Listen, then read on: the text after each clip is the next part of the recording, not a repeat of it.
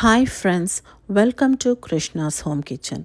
இந்த வீடியோவில் சன்னா மசாலா ஈஸியான மெத்தடில் எப்படி செய்கிறது பார்க்கலாம் வாங்க. ஸோ கொஞ்சம் எண்ணெய் போட்டுக்கிட்டேன். அது கூட சீரகம், சோம்பு, கடுகு, எல்லா ஹோல் ஸ்பைசஸும் எல்லாமே சும்மா கொஞ்சம் நான் ஆட் பண்ணிக்கிட்டேன். அது கூட நல்லா 2 வெங்காயம் நல்லா நறுக்கி அதையும் ஆட் பண்ணியாச்சு. இது கூட கொஞ்சம் கல்லுப்பு போட்டு நல்லா சாட்டே பண்ணணும். இது ஓரளவுக்கு நல்லா வதங்கின பிறகு நம்ம எல்லாமே ஆட் பண்ணலாம். ஆனால் நான் இது கொஞ்சம் மேலே அப்படியே ஆட் பண்ணிகிட்ருக்கேன். பட் நீங்கள் கொஞ்சம் டைம் கொடுத்து வெங்காயம் நல்லா வதங்கின பிறகு நீங்கள் ஆட் பண்ணிங்கன்னா கிரேவி நல்லா திக்காக கிடைக்கும் உங்களுக்கு. ஸோ வெங்காயம் வதங்கின பிறகு அதில் மஞ்சத்தூள், உப்பு நம்ம ஆல்ரெடி ஆட் பண்ணி தான் வெங்காயத்தை வதக்குவோம். அது கூட இஞ்சி பூண்டு பேஸ்ட்டு, நல்லா கருவேப்பிலை, நிறைய கருவேப்பிலை போடுங்க. ஸோ ரொம்ப ஹெல்த்தியும் கூட. ஸோ நல்லா கருவேப்பிலை, அது கூடவே நல்லா 2 தக்காளி கட் பண்ணி போட்டிருக்கேன். மிளகாத்தூள் இந்தியாவிலேருந்து அரைச்சி கொண்டு வந்த மிளகாத்தூள், ஸோ அதில் 2 ஸ்பூன். அப்புறம் காஷ்மீரி சில்லி, அது கொஞ்சம் கலருக்காக கொஞ்சம் ஆட் பண்ணியிருக்கேன்.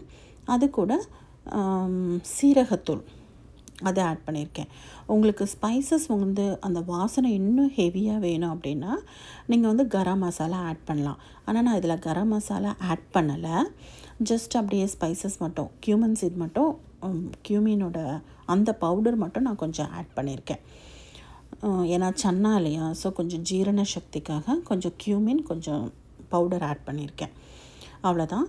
இதெல்லாம் நல்லா ஆக்சுவலாக வெங்காயம், தக்காளி நல்லா வதங்கின பிறகு நீங்கள் இதெல்லாம் ஆட் பண்ணிங்கன்னா உங்களுக்கு கிரேவி நல்லா திக்காக கிடைக்கும்.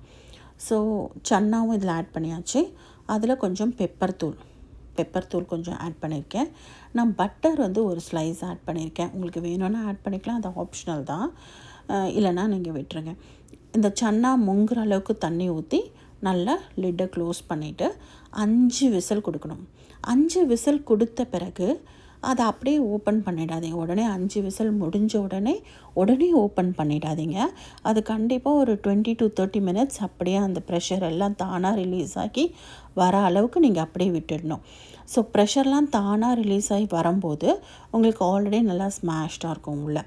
ஆனால் நான் இந்த வீடியோ பண்ணும்போது எனக்கு கொஞ்சம் சீக்கிரம் தேவை, நான் உடனே ரிலீஸ் பண்ணி எடுத்துட்டேன்.